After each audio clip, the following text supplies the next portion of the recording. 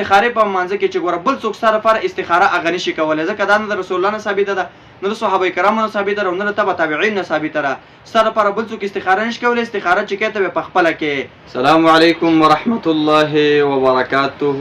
دوستانو ښه ان شاء الله. بس یو ملګري ډېر یو بهترین سوال زموږ مخې له راوړی. سوال داسې دی چې یاره دا د استخارې مونځ دا باید په کومه طریقه باندې وکړی شي، او آیا رسول الله صلی الله علیه وسلم او صحابه کرامو دا په کومه طریقه باندې کړی دی؟ هغه طریقه مونږ ته راوښایي چې مونږ په هغه طریقه باندې استخاره کوو. کله چې مونږ بهر مملکتونو ته سفر کوو یا دلته په دې خپلو ممالکو اسلامیو کې مونږ کوم کار کوو، آیا د هغې دپاره مونږ په کومه طریقه باندې استخاره وکړو؟ اولنۍ خبره خو دا د مؤمنانو چې استخاره اهتمام د رسول الله صلی الله علیه وسلم په حدیثو کې ډېر راغلی دی. رسول الله صلی الله علیه وسلم په خپل استخاره کړې ده، صحابه کرامو استخاره کړې ده، د دې امت چې کوم سلف تیر شوي دی هغې استخاره کړې ده، لکه امام شافعي، امام مالک، امام بخاري رحمت الله علیه، ابن حزیمه، د ټولو سلف صالحین چې تیر شوي دي د امت دیو به استخاره کوله، کوم کار چې به کوو د نیکۍ.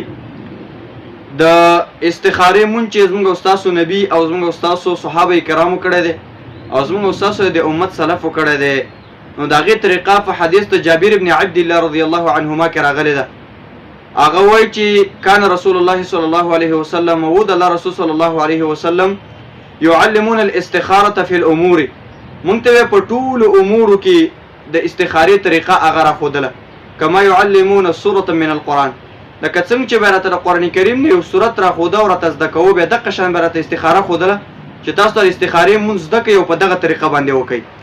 او بیا د الله پیغمبر صلی الله علیه وسلم وفرمایل یقول اذا هم احدکم بالامر فلیرکع رکعتین من غیر الفریضه. د الله پیغمبر بیا وفرمایل کله چې یو تن په تاسو کې قصد وکړي د یو کار کولو چې زه دا فلانی کار کومه، نو فلیرکع رکعتین من غیر الفریضه، دا د 2 رکعته مونځ وکړي، خو فرضي مونځ به نه وي، دا نفلي مونځ دی 2 رکعته، دا مونځ به کوي. دا مونځ باید په کوم کیفیت او په کومه طریقه باندې وکړی شي چې فرضي به نه وي.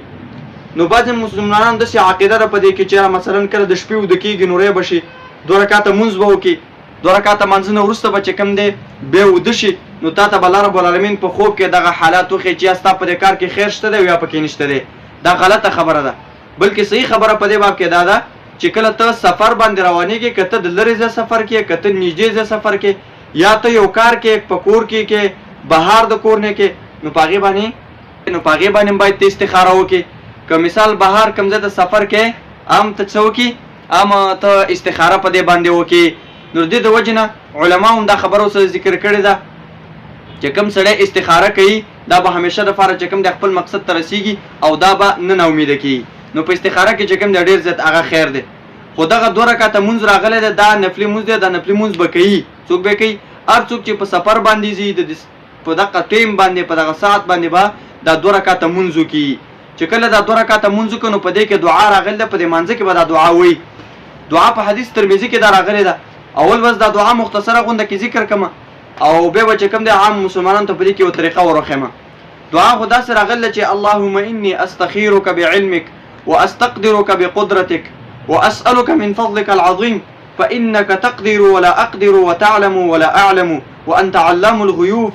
اللهم ان كنت تعلم ان هذا الامر خير لي في ديني ومعاشي وعاقبه امره، او قال عاجل امره او آجله، فاقدره لي ويسره لي ثم بارك لي فيه.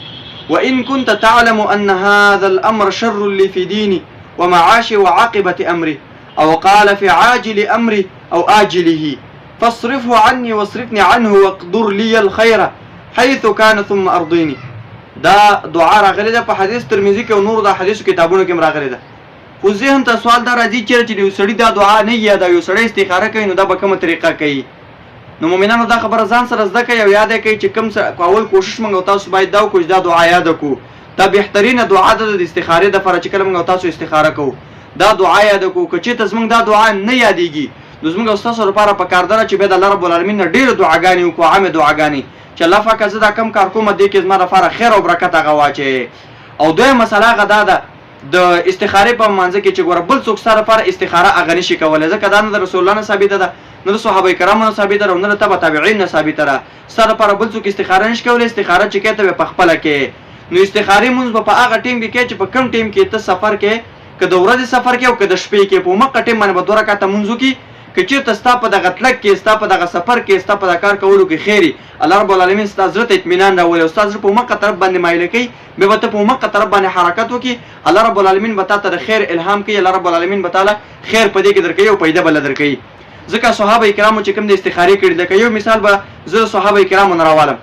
مثال دا د نبی رسول الله سلام چې کله وفات شو، نو صحابه کرامو په منځ کې هغه اختلاف راغی چې کوم قبر جوړو، آیا لحد جوړو او که شق قبر جوړو. نو صحابه کرامو چې کوم دی په دې کې د استخارې نه کار واخیست، استخاره وکړه. استخاره په دې طریقه وکړه چې 2 صحابه کرام مدینه منورې ته ولېږل. یو صحابي چې دا لحد کنستون کې او بل چې دا شق قبر کنستون کې. نو صحابه ویل چې زای لا شي فهم وکي، کم کش چې مخ کې راغلی نو دا قبر به تیاری. نو هغه صحابي چې هغه د لحد کنستون کې او چرال صحابه کرام چې نور رال او وکته، هغه صحابي چې هغه د لحد کنستون کې دی چې وکته داغه د قبر د لحد په شکل باندې جوړو. است صحابه کرامو د مسله الله رب العالمین د استخاره په جواب څخه حل کړه او ختمه کړله. نبی صلی الله علیه وسلم په ما قبر کې خود چې کوم قبر د لحد په شکل باندې سو هغه برابر شو. نور په استخارو کې ډېر زیات پیدا دي. عمر بن خطاب رضی الله عنه چې کوم دی هغه خپل 2 میاشتې هغه وای ما استخاره وکړه د یو څو 2 مسالو په اړه کې، یا خدای چې د دنیا د امور په اړه کې عمر رضی الله عنه استخاره کړو، یا دا چې د مور او پلار د میراث په اړه کې استخاره هغه کړی و او د کلاله د میراث په اړه کې. نو عمر رضی الله عنه چې کوم دی د دې په اړه کې څه کړی و، هغه استخاره کړی و. یو میاشت استخاره وکړو، به د خط ولیکلو، هغه خط به چاته نه ښکارا کولو. خلکو ته ویله وای د ازما خط ښکارا کول تاسو ته صحیح نه دي، ځکه ازما استخاره دي ته ورسره چې باید د خط ځخکاره نه کما. نو په استخاره کې چې کوم ډېر زیات پیدا دي، نور امامان هم کړی دا ډېر زیاتو. الله رب العالمین موږ تاسو په دې باندې عاملین جوړ کړي او دا د استخاره د منځه هغه طریقه ده. وبالله عز وجل التوفیق.